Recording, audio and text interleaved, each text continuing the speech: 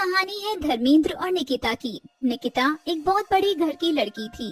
भगवान ने उसे सब कुछ दिया था, पैसा, खूबसूरती, इसलिए वो अपने आप को बहुत सुंदर समझती थी। साथ ही वह गरीबी का महत्व नहीं समझती थी और ना ही गरीबों को कुछ समझती थी। धर्मेश निकिता के घर में ही नौकरी करता था और उसके घर के छोटे मोटे काम, साफ सफाई, सब काम वो ही करता था। एक दिन धर्मेश निकिता को गाते हुए सुनता है तो उसे बहुत अच्छा लगता है, क्योंकि धर्मेश को भी गाना गाने का बहुत शौक था। एक दिन धर्मेश ने निकिता का गिटार उठाकर बजाना शुरू कर दिया, पर तभी निकिता वहां आ जाती है और उसे देख लेती है कि धर्मेश उसका गिटार बजा रहा है, तो वह गुस्से से उसे जोरदार थप्पड़ मारती है और उसे कहती है, तेरी हिम्मत कैसे हुई मेरे गिटार को हाथ लगाने की? अपनी औकात भूल गया है क्या? इस घर का नौकर है और नौकर ने मेरे सामान को हाथ लगाया तो कैसे? नौकर है, नौकर ही रहे, फैमिली मेंबर मत बन, समझा?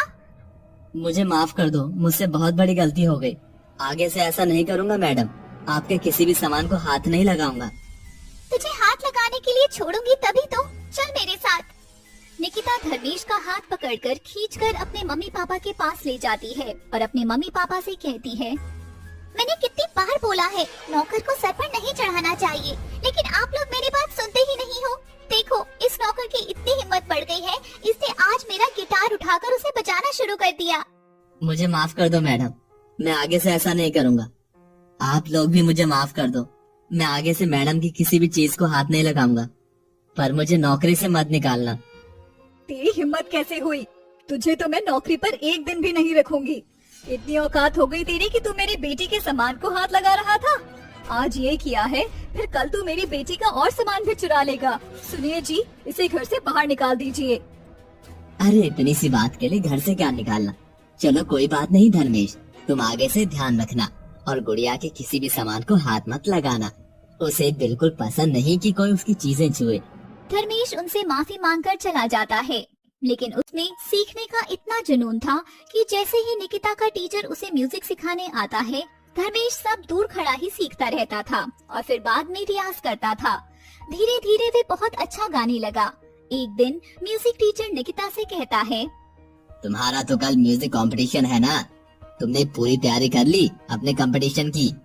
हाँ जी सर, मेरी पूरी तैयारी हो गई है। मैं आपको गाकर सुना दूं?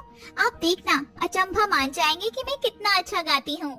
हाँ हाँ जल्दी सुनाओ, कल तुम्हें ही फर्स्ट आना है और मेरा नाम रोशन करना है। निकिता गाना शुरू करती है, मैंने जिसको दिल ये दिया है, मैंने जिसको प्यार किया है, वो हो तुम, वो हो तुम। उसका गाना सुनकर उसका म्यूजिक टीचर गुस्से से देखता है, क्योंकि उसके नोट सही नहीं थे और सुर भी सही नहीं थे। तभी टीचर कहता है, ये तुम किस तरीके से गा रही हो? ऐसे तो तुम फर्स्ट क्या कुछ भी नहीं आ पाओगी। क्या मैंने तुम्हें ऐसा ही म्यूजिक सिखाया है? ना तो सुर समझ आ रहे हैं और ना ही ताल। तुम तो मेरा नाम गंदा कर दोगी। फिर वो म्यूजिक टीचर वहाँ से गुस्से होकर चला जाता है। निकिता बहुत रोने लगती है। उसके माँ बाप उसे संभालते हैं। जैसे ही टीचर बाहर जा रहा होता है, वह देखता है कि धर्मेश गा रहा था। उसे गाता देख टीचर वहीं खड़ा हो जाता है और उसे कहता है, तुम तो इतना अच्छा गाते हो, तुमने गाना कहाँ से सीखा? तुम्हारे सुर और ताल बिल्कुल सही है। मुझे भी बताओ तुमने कहाँ से म्यूजिक सीखा है? सर मैंने कहीं से म्यूजिक नहीं सीखा। जब आप मैडम को सिखाने आते थे तो मैं उसी से सीखता था, क्योंकि मैं तो किसी म्यूजिक सिखाने वाले को फीस नहीं दे सकता ना ही कोई मुझ जैसे गरीब को म्यूजिक सिखाएगा। इसलिए जब आप मैडम को सिखाने आते थे तो मैं तभी सारे म्यूजिक नोट्स कॉपी कर लेता था और फिर याद करता हूँ। अरे वाह, तुमने बिना सीखे इतना अच्छा गाना सीख लिया। अगर तुमको थोड़ा और सिखाया जाए तो तुम तो अच्छे सिंगर बन जाओगे। मुझे तुम पर गर्व है। Thank you sir. तभी वहाँ निकिता और उसके माता पिता आ जाते हैं, जो गुस्से से धर्मेश को कहते हैं, नालायक, नमक हलाल, तूने अपना गंदा खून दिखा ही दिया। मेरी बेटी का सपना और उसका हक उससे छीनना चाहता है। मैंने पहले ही कहा था माँ, इसको घर से बाहर निकाल दो, पर तुम लोगों ने मेरी एक नहीं सुनी। आज देखो इसको। आप लोग इसे क्यों बोल रहे हैं? आपको तो फख्र होना चाहिए कि इतना अच्छा गाता है। ये जरूर एक दिन आपका नाम रोशन करेगा। ये और नाम रोशन करेगा? गुरुजी, आपको शायद टैलेंट की पहचान ही नहीं है, जो इसको अच्छा सिंगर बता रहे हैं। और तू अभी तक खड़ा क्यों है? चला जा यहाँ से। मैडम मुझे नौकरी से मत निकालो, मैं कहाँ जाऊँगा? मेरा आप लोगों के सिवा इस दुनिया में कोई नहीं है। हम भी तेरे कोई नहीं है, तू बस नौकर था। नौकर, ये बात समझ ले। अब तो नौकर भी नहीं रहा तू हमारा। हमारा तेरे से कोई रिश्ता नहीं है। और फिर निकिता और उसकी माँ धर्मेश को धक्का देकर बाहर निकाल देते हैं। तभी म्यूजिक टीचर धर्मेश को कहता है, तू मेरे साथ चल। पर कहाँ सर? भरोसा रख और मेरे साथ चल। फिर धर्मेश उनके साथ चला जाता है और कुछ समय बाद निकिता टीवी पर सिंगिंग शो देख रही थी। तभी उस शो में वो धर्मेश को परफॉर्म करते हुए देखती है। तभी उसकी माँ कहती है, ये फटीचर इतना बड़ा आदमी बन गया। अगर सर ने इसकी जगह मुझे मौका दिया होता तो मैं आज इसकी जगह होती। मैं नफरत करती हूँ इससे। ऐसे ही समय बीतता जाता है और निकिता के पापा का काम दिन पर दिन खराब होता गया। हालात यहाँ तक आ गए कि उन्हें अपना घर तक बेचना पड़ा और सड़कों पर दर दर की ठोकरें खाने लगे। तभी उनके पास एक बड़ी सी गाड़ी आकर रुकती है, जिसमें से धर्मेश नीचे उतरता है। उसके कपड़े और हाव भाव को देखकर कोई ये नहीं कह सकता कि वो पहले एक नौकर था। तभी वो निकिता के पापा से कहता है, सर आप यहाँ कैसे? क्या हुआ?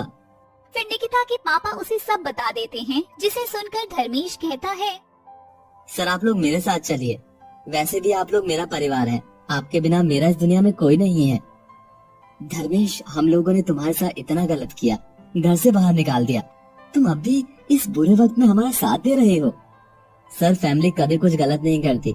अगर आप उस दिन मुझे घर से बाहर नहीं निकालते तो शायद आज मैं इस मुकाम पर नहीं पहुंच पाता।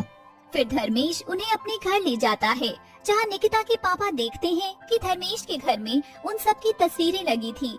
कुछ देर आराम करने के बाद निकिता के पापा को धर्मेश की एक डायरी मिलती है, जिसमें लिखा था कि वो निकिता को बहुत पसंद करता है। फिर निकिता के पापा उन दोनों की शादी तय कर देते हैं। साथ ही धर्मेश को कहते हैं, तेरे जैसा बेटा पाना हर माँ बाप का सपना होता है और बेटा मैं चाहता हूँ कि तू मेरी बेटी से शादी कर ले, पर सर निकिता मैडम नहीं मानेंगी।